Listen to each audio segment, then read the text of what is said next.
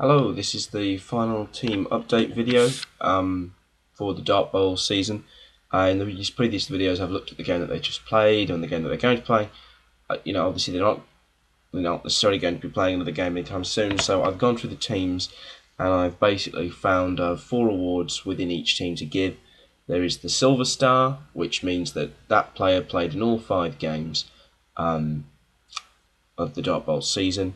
There is the Gold Star, which means not only did that player play in all 5 games, he played in every single turn of that team's season, which is obviously quite difficult. And then the other 2 awards are the Blockhead Award, which is the player on the team with the most blocks, and the I can't think of anything intelligent to say about Rush, but the person who's rushed the most, Mount Rushmore, Rushy McRush, whatever, the person who's rushed the most. Basically, I thought it would be a nice idea to see the real survivors on teams, and it's the sort of nice thing to put in a player's bio. Was awarded the Silver Star from the first season of the Dark Bowl Cup. Little things like that. I always enjoy looking back and thinking, wow, was that one of the guys that lasted all 5 of those games? Something like that. Anyway, the first team we're going to look at is Dan's Chaos Pact Average Tom's Gym. And you can see straight away, nice and clear, there are 2 players on Dan's team that won the Gold Star. Kurt Dolby, the Chaos Ogre, and Jessie Baines, the Marauder with block. Quite an achievement for a linesman to earn it. And in Dan's team, who's had the most retired or killed players, you can see 4 players have come and gone. It's quite a hard thing. Dan also had 3 other players that won the Silver Star: Max Baines, Neil Obannon, and Tyrone Andras, who all played all 5 games. The Blockhead Award goes to Kurt Dolby with 27 blocks, and the Rush Award goes to Javier Bunt with 65, I want to say yards, because it sounds better than squares.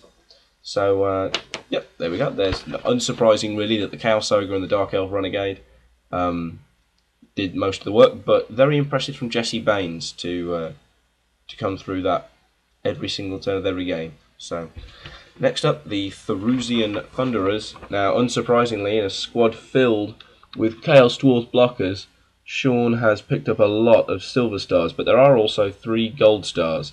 Verek, the Bull Centaur, whose constant presence and happy fate contrasts a lot to Rocker, the other Bull Centaur who died. You've got Gerstahn, the Chaos Dwarf blocker, and Blackbreath, the Chaos Dwarf blocker, all winners of the Gold Star. In addition, plenty of Silver Stars as well. Ragnar, the Minotaur, won a Silver Star. Grimstone, the Chaos Dwarf blocker. Loregrain, the Chaos Dwarf blocker. And Angerforge, the only Chaos Dwarf blocker who managed to pick up an upgrade. He picked up Mighty Blow. The Blockhead surprisingly didn't go to Ragnar. It actually went to Verek, the Bull Centaur. And you might be thinking, how on earth... we all know that you're going to try and block so much with your Mighty Blow wielding player. But of course, Ragnar fails wild animal checks. And that reduces the amount of blocks that he's going to make. So Verek just pulled ahead. Verek was the team's Blockhead with 46. And unsurprisingly, it was a Hobgoblin, I believe the longest lasting Hobgoblin in the side, Screwspigot, who had a rush of 30 yards. So not too much forward ground made, but Chaos Dwarves are a hard team to get momentum going with, especially at the rate that Sean was losing players, which meant a lot of his rushing was done by mercenary Hobgoblins. So, okay, the next team are Spikey's Blue Bits. You can see at a glance, unfortunately for Ben, not a single Gold Star. Not overly surprising, given that most of this team are Armour 7, and Ben had some of the worst physical beatings in the side. However, Ben did pick up a lot of Silver Stars. He picked up a Silver Star with Spikey, the Blitzer, Bluey, the Blitzer, Numb-Nutz, the Thrower, Legs, the Gutter Runner, Squirt, the Gutter Runner, Cutter, the Lineman, Stamper, the Lineman, Knobbler, the Lineman. A special note must go out to Legs, who has been criticised for his mere 3 SPP, and he's on all the Dream Teams. And it must be said that despite the fact that he has played 5 games, he has made 0 blocks. Now, perhaps there are other players who've played 5 games that made 0 blocks, but at a glance I didn't notice any, but I thought 5 games and not 1 block. That is depressing. The blockhead on the Skaven side was Spikey with 40, which is really nice, like then, you know, the named player, you know, the captain, if you will, getting the most blocks. And the Russia, unsurprising. Oh, Russia. Could have made a pun with, like, Russia, from Russia with Love. The Russia, unsurprisingly, was Squirt, the touchdown machine, who rushed 72 yards. Next side are Jack's, Etsy, Lothern, and Hiles. You can see with Jack, unfortunately, just as Ben, no gold stars.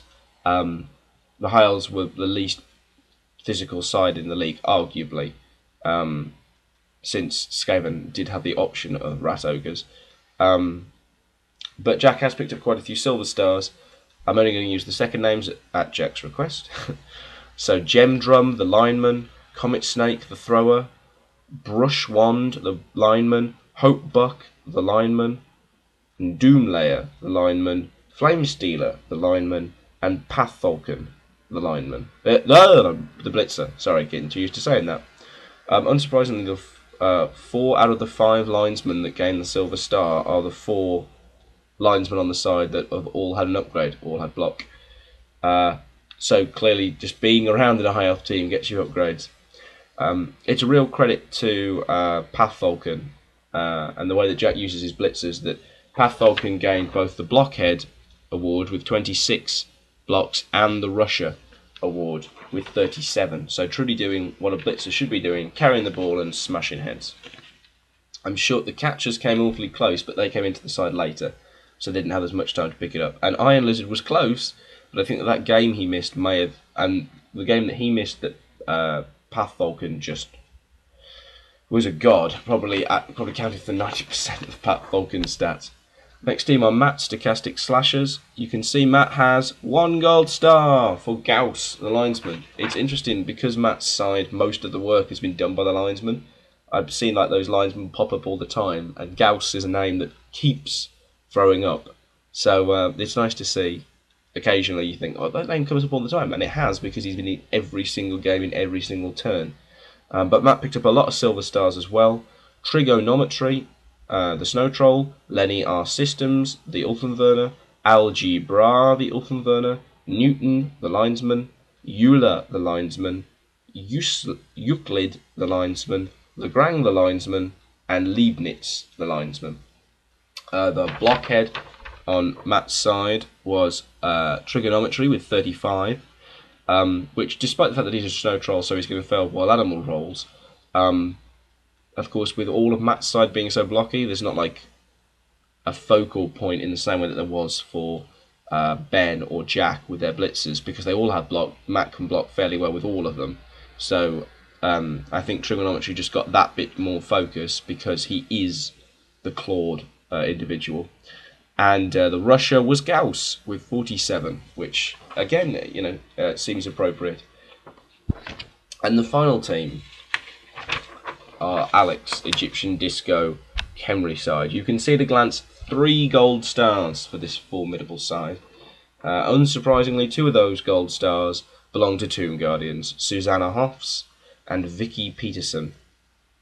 Neither of which were the Tomb Guardians that scored the most SPP, but they've been the most consistent, sticking around. In fact, I don't think Susanna Hoffs even has an upgrade, unless I have neglected to open it. Which would be a rather sad indictment that she played every single... He played... Oh, god damn it, I'm going to stop doing that at some point. He played every single game and actually did not pick up a single upgrade, despite the sheer volume of blocks that he could be throwing. I will just double check this. I did go through the teams and check beforehand, but I don't want to accuse this innocent Tomb Guardian. No upgrade. Well, you've got the gold star now, at least, Susanna, so that's pretty good. And the other gold star goes to Wind, the thrower. Fire was very close, but he was taken out for a while, and so Wind, the much less used but still block equipped Thro-Ra gets the gold star. Silver stars also for Debbie Peterson, the coated in SPP Tomb Guardian, and Annette Zilliskas also gets a silver star. Earth, the original Blitzra, gets a silver star. Fire, the superstar, gets a silver star. Whew. Cool, the skeleton, gets a silver star. G's, the skeleton, gets a silver star. And KC, the skeleton, gets a silver star. In fact, all of Alex's original side has at least won a silver star, or in the case of B, is deader. And the Blockhead Award goes to Vicky Peterson with 47. The Rush statistic, unsurprisingly, goes to Fire with 138, which is staggering. And these are both circled because Vicky Peterson was not just his team's blockhead, he was the league's blockhead with the most blocks in the entire league. And Fire was not just his rusher, he was the entire league's rusher, with 138 being the best rush yards of any player. Turns out if there's only one player on your team that can hold the ball, it tends to get a lot of action. So that's good. And there we go. Those are the teams. They're the gold stars, the silver stars, the blockheads, and the rushing. It's been a great league, and we're going to be doing the draw for the next season soon. I'm really excited. I'm looking forward to it. Thank you.